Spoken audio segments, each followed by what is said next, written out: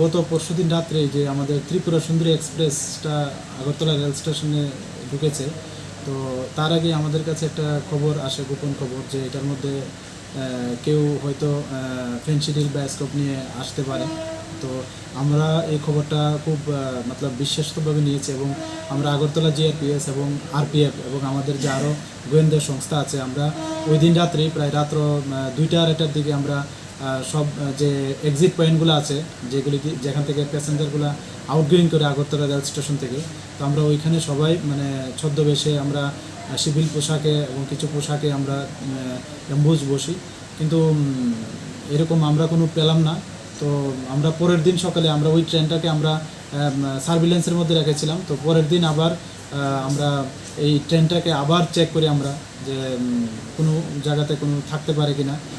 আমরা আগরতলা এবং আরপিএফ আমরা মিলে এবং আমরা যে আরও গোয়েন্দা সংস্থা আছে, আমরা সবাই মিলে ওই ট্রেনটাকে চেক করি।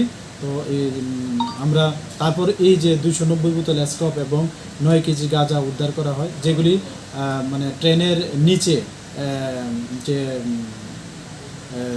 সেলফগুলো আছে আর কি, নিচে অনেক জায়গা আছে যেখানে ওই লেট্রিন বাথরুমের যে ট্যাঙ্কিগুলো থাকে, এগুলির উপর নিচে একটু একটু জায়গা থাকে, তো এইগুলোর মধ্যে লুকানো ছিল। এবং যে ট্রেনের মধ্যে যে ওয়াশরুমগুলো আছে ওইটির উপরেও আছে, যে কূপে কূপের মধ্যে রাখা ছিল আর কি। তো এগুলিকে আমরা উদ্ধার করেছি এবং আমরা এগুলি একটা ইনকোয়ারিও